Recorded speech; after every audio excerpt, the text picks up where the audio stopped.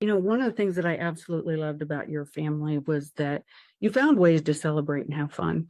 And your family's sense of humor carried all of you, I believe.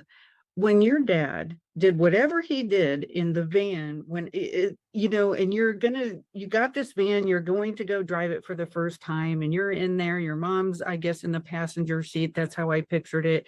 And your dad does something, and you just tip back and you're staring at the ceiling, and you look over at your mom whose back's to you, and her shoulders are shaking. And I thought she was going to be crying.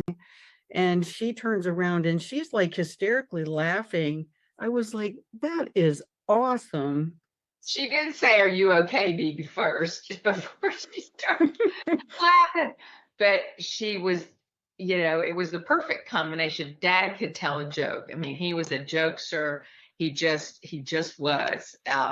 And Mother couldn't tell a joke to save her life. She'd tell you the punchline before she would tell you, the Oh, story.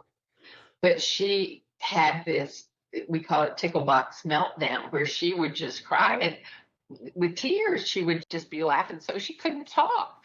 And it really was funny because I was on my back, and at the time I was wearing these patent leather Doc Marten shoes, and I was looking up at the ceiling, and there were my legs. Of course, I can't move my legs, but they're hanging above me. Thank heavens I had my seatbelt on. So it was Dad was trying to use the hand controls of my car, which are meant, you have to be trained to use these things. Well, he just does, he skips ahead sometimes when he's looking at directions. So he just hit that thing, and the van lurched forward, and I went backward, and she was a puddle of tears.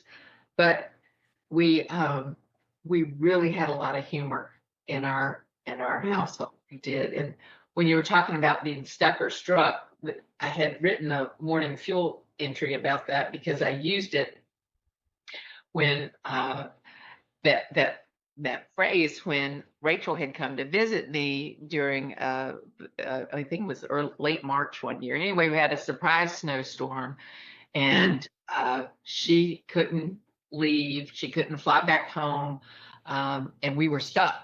And instead of being stuck, we decided to go out and play in the snow. So I did, go nuts with my wheelchair and did snow angels.